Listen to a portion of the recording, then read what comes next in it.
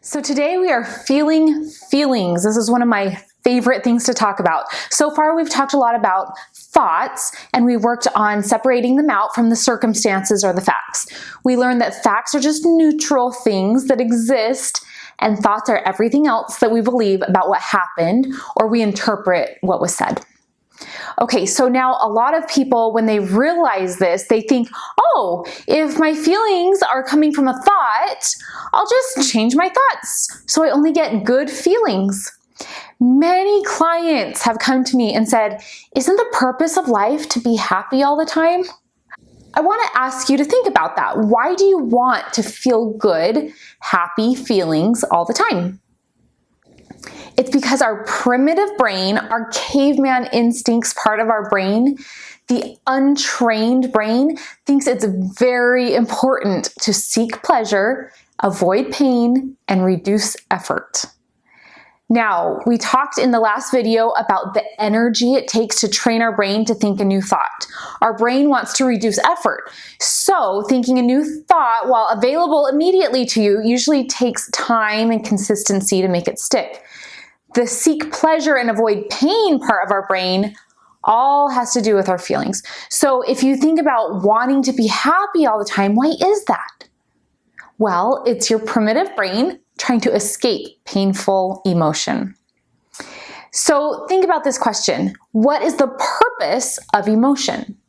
Let's think about some. And now remember from the first video, we want to limit the feelings to a one-word answer. Happy, sad, afraid, relieved, overwhelmed, excited, angry. Refer to the feelings wheel that I included in your workbook. So, what is the purpose of being afraid? What if you're all alone at night in a dark alley in downtown, I don't know, Detroit, and you hear footsteps behind you? Do you really want to be happy in that situation? Think about it. Don't you want to be afraid? Feelings always lead us to take action, okay? That's very important to remember. Feelings lead to action. So what action would you want to take in that situation if you're feeling afraid? Hopefully something like you'd look over your shoulder, get ready to call for help, get ready to fight or protect yourself. Being afraid in this instance might actually save your life. Sometimes I want to be uncomfortable. As crazy as that might sound, I want to be uncomfortable. Like if I do my bookkeeping or maybe recording myself on camera, because it helps me grow myself and it helps me grow my business and helps me reach more people like you. A lot of my clients say, I just don't want to have the negative emotion because it doesn't feel good. They don't like it. I used to think the same thing. It's like I thought something would actually happen to me if I felt those painful feelings. Listen up, if you have ADHD or ADHD tendencies, you've got to feel your feelings. You have to learn this skill. When you are bored or distracted or frustrated, you need to learn how to stay with the task, how to be okay with those feelings that you want to avoid. I'm going to teach that here, but this is really where coming to sessions with me is so important. We will do a lot of this one-on-one. This is important also if you're a perfectionist. Think about, why are you a perfectionist? Why do you feel the need to be perfect? Usually, it's a lot of story and drama about your past and whatnot, but it always comes down to something like this. If I am the best or perfect, then I will feel good or some form of good emotion. If I am not the best, I will feel bad or some type of bad emotion like shame, embarrassment, or whatever. This is in its simplest form. Okay, so we continually strive for the end result being perfect and are never satisfied with where we actually are right now. A lot of this is because we have feelings right now. Feelings about who we are, what we've accomplished, what we've done in the past. We add more pain to our feelings when we think about something is wrong with us, or we aren't measuring up, or we think, someday when I achieve that level, that skill, that weight, that outcome that I view as perfect, then I will be happy and satisfied. And friends, it is never better there than right here. You can choose to love yourself here in this moment as you are. In fact, there's a whole video in this series dedicated to self-confidence and self-love. So you have that to look forward to. In reality, our lives are meant to feel the 50-50 balance of emotion. We learn this in Eastern culture with the yin yang, the balance of opposites. We learn this in the Bible, in the creation of the earth, dark, light, day, night, earth, water, male, female. There is not one without the other. If we don't allow the bad emotion, how do we even recognize the good emotion? So think about that. Without the balance of opposites, life is actually very bland and probably pointless. So think about the feelings you're not willing to feel. There's a whole worksheet in your workbook about this. What are the painful ones? For instance, my most popular ones for me are embarrassment, shame, and worthlessness. Now, remember again, we want to limit the feelings to a one-word emotion. And you do have that feelings wheel in the back of your packet to refer to. Those feelings I was just talking about, those feel absolutely awful. So think about, what is your worst feeling? You can even try to access the memory of the last time you felt that right now. And I can even feel it again as we talk about it here. And a lot of times when people come to coaching with me, even though they're not feeling that right now, they can quickly access that feeling and what it feels like. So what happens to your body? What happens when you feel that feeling? Where do you feel it? Do you feel it in your head? Do you feel it in your chest? Notice this is a vibration in your body. It's conjured by you and it lives within you. No one can put it there and no one can take it away from you.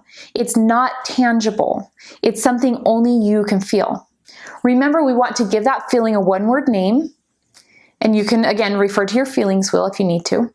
Now, with that feeling, imagine that it's a beach ball. I love this analogy. It's a beach ball floating on the water. Imagine this beach ball keeps coming over to you and it's annoying you and it's bothering you, okay? So you don't like this beach ball. A lot of us, when we're having painful emotion, we want to push that beach ball of emotion down into the water. We want to get rid of it and bury it and hide it. Does this ever work? Maybe temporarily.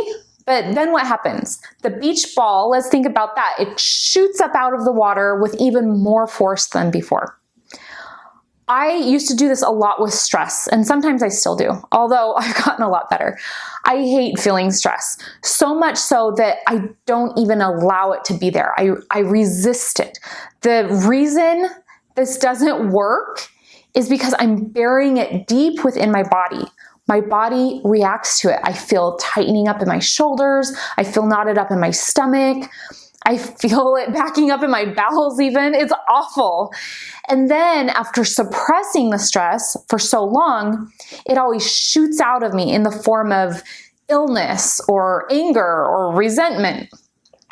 Let's imagine that beach ball of emotion again, on the water. This time, since it's annoying you, you react to it. You slap it, you throw a fit, you yell, okay? We do all sorts of crazy things when we react to an emotion. This is why a lot of people are afraid of feeling emotion. They aren't actually afraid of the emotion itself as much as what they do when they feel that emotion. For me, when I'm reacting to stress, I overeat or I avoid all the work I need to do, or sometimes I only work. Sometimes I start yelling at my kids for no reason at all, or I just turn on social media or go to my phone to drown out my sorrows.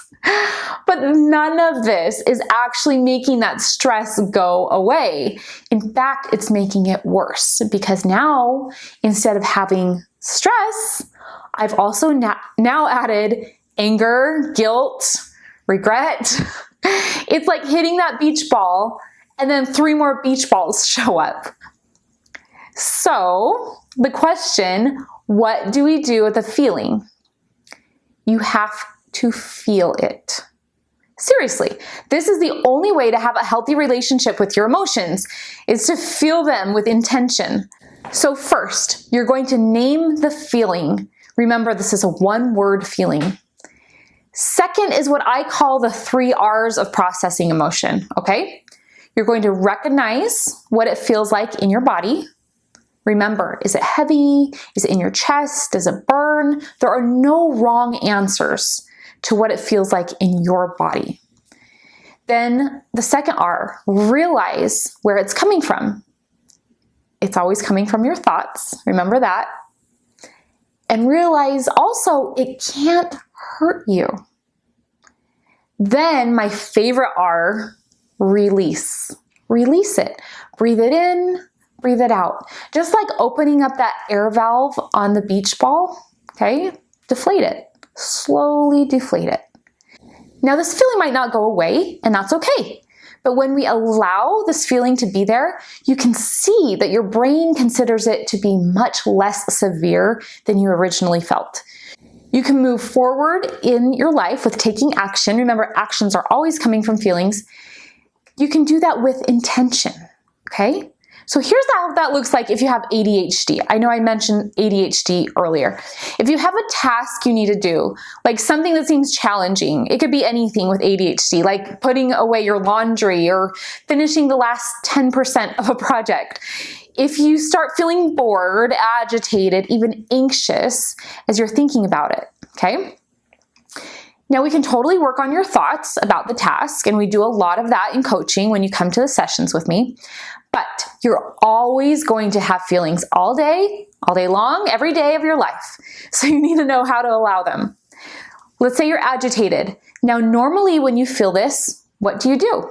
Usually people will say they distract themselves with something else that seems more interesting or more important at the time. For me, it's like I'll check my email or return a text message. My brain is very tricky, trying to get me to think this other thing is also something important that needs to be done.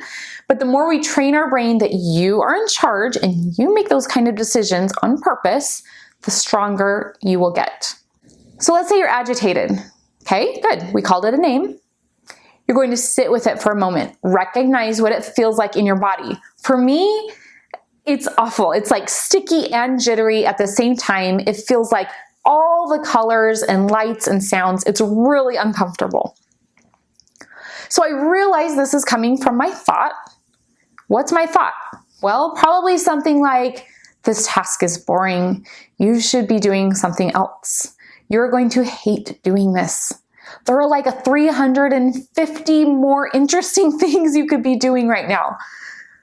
Tell yourself, yeah, I can see how those thoughts would make me feel agitated, okay?